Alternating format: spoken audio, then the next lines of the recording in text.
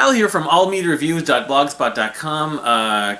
Maybe do kind of a hodgepodge of stuff, some CD and one vinyl update, and then a bunch of other stuff, some pins and buttons and stuff like that I thought I'd dig out, and some stickers. So first I'll just show the CDs I got. Well, first of all, okay, so I'll just get this out of the way. So I did go back. My wife and I did the Record Store Day video a couple weeks back. Did go back and I got the ELP Tarkus picture disc, which is a Record Store Day item. Wasn't too cheap, but given the fact I didn't find a lot else, I just figured it was in the budget. I mean, there's a lot of stuff coming in the next Record Store Day in a few weeks, which maybe I'll go over that and do a preview video of that again. Hopefully we'll have all the stuff that's going to be in there. I'll do that soon. But yeah, Tarkus is my favorite ELP album. It's just a picture disc. I mean, I have never tried playing picture discs. I suppose I could try opening this right now, but picture discs supposedly don't play that great. I don't know, and they're more for they're for the artwork, for collector's sake, sort of.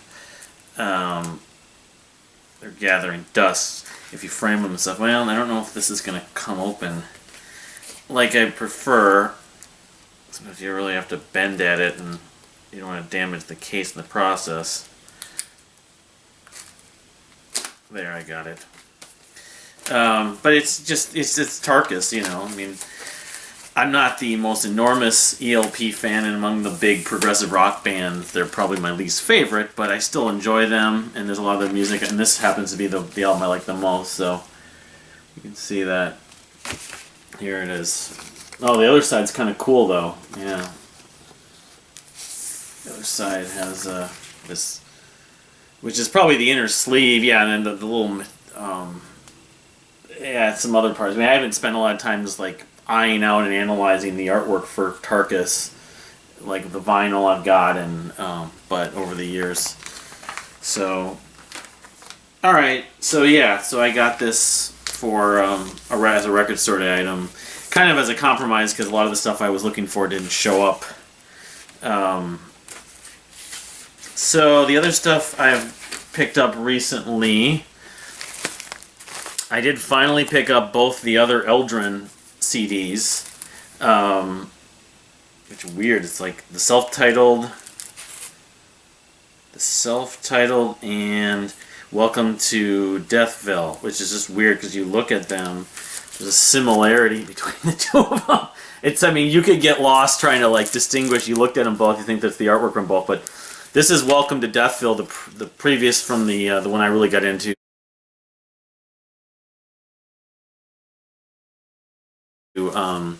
Miss Modern Aged, and I'm liking this album, but I've kind of concluded that Miss Modern Age is definitely my favorite record of theirs, of the three sort of proper studio albums they put out, and that's this one.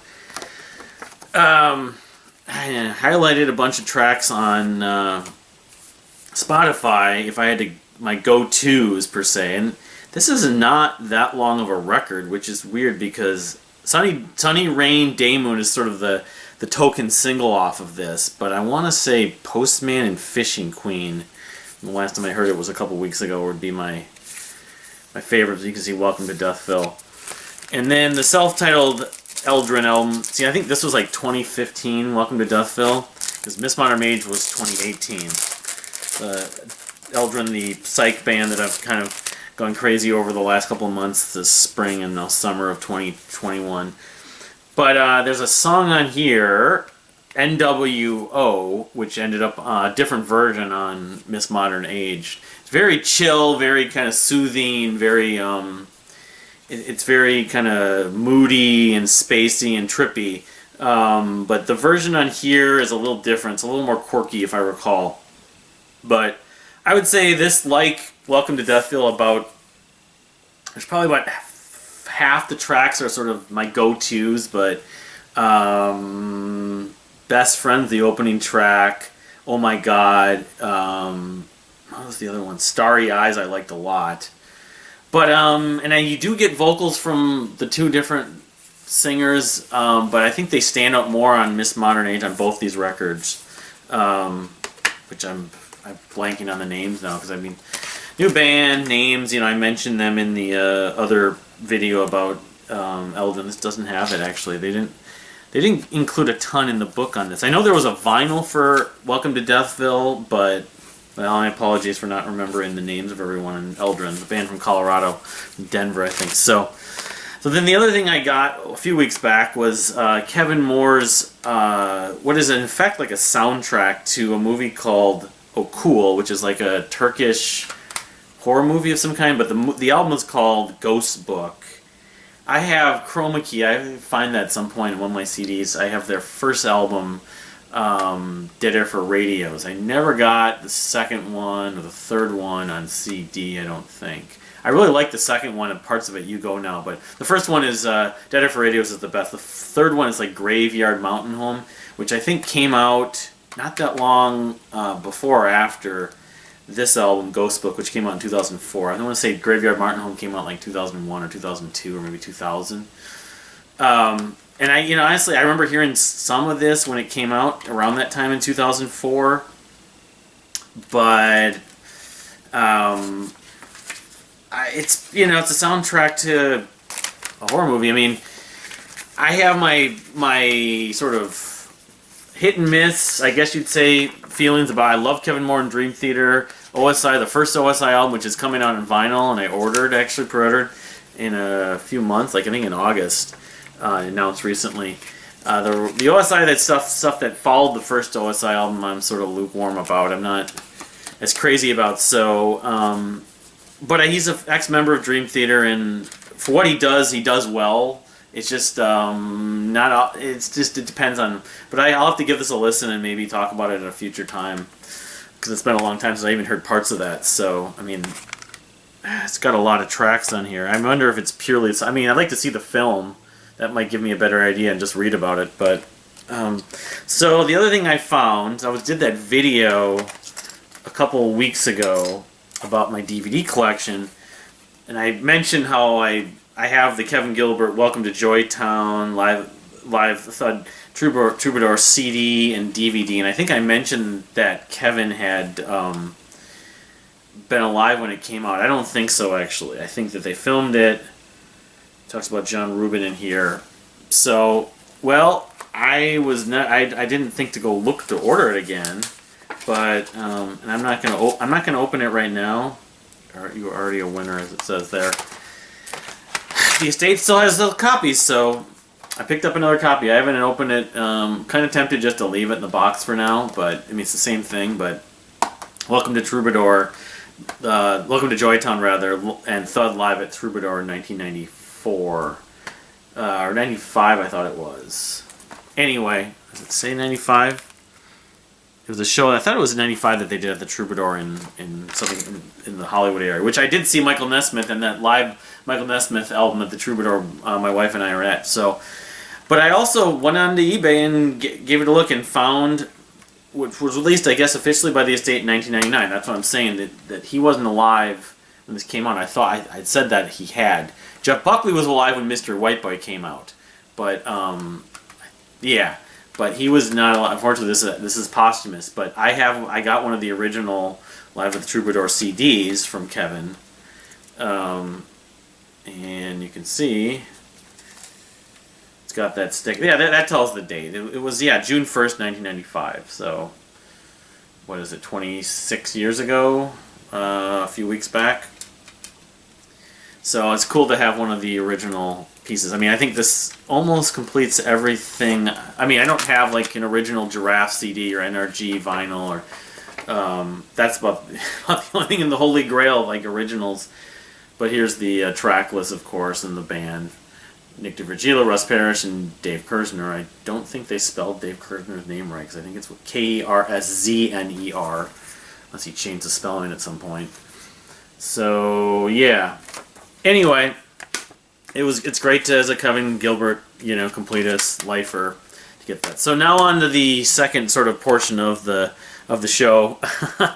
I just dug out of one of the bags. I was going to show more ticket stubs. I said, I'll do something a little different. So I have a bunch of buttons and pins here and stickers. So maybe I'll get the stickers out of the way. And this first one, I don't know what it's from. I want to say, It looks like this insignia from like a Ocean Pacific thing, but I think this is from a band. I can't remember what band it was. It'll probably come to me later.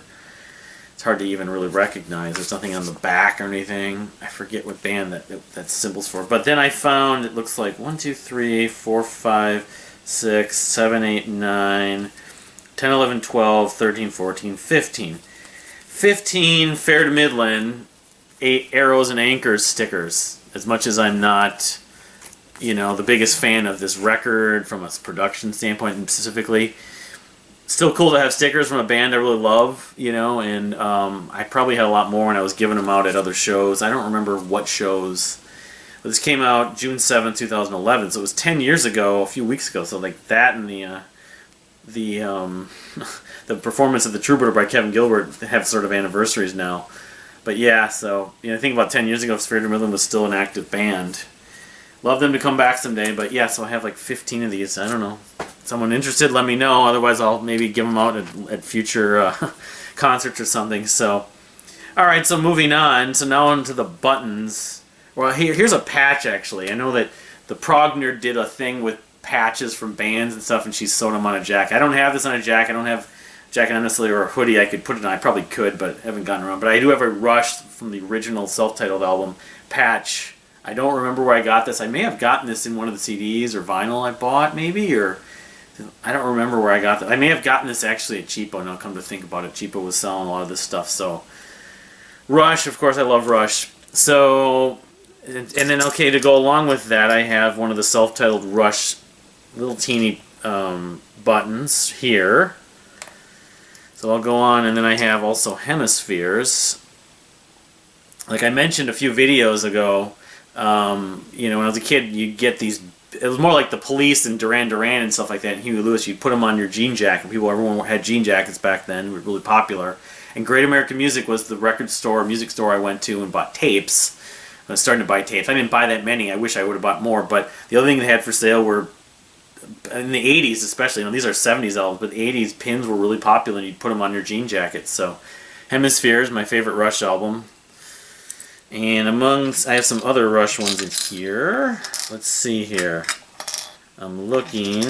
Some of this stuff I think I might have actually got at Record Store Day too, because I know they had these at the first few Record Store Day. They didn't have special items like vinyl to buy, but they had paraphernalia and trinkets and stuff. So here's a Rush Archives, which Archives is like a release they released, was like a compilation. I think was maybe Down Under, like in Australia, they released it, which is like the first 3 albums or the second, third, and fourth. I can't remember what albums, but I think I might even have it. I've seen the Rush Archives vinyl, but this is sort of like a button for it, or a pin button. So, all right, I have, looks like, just one Drama from Yes. It's a big square button.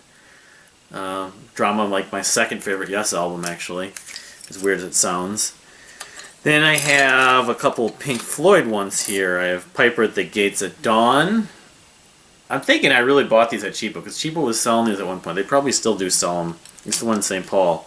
And then I have Atom Heart Mother, my second favorite or third favorite Pink Floyd album, second or tied for second. I have like my second favorite Yes album and the second favorites.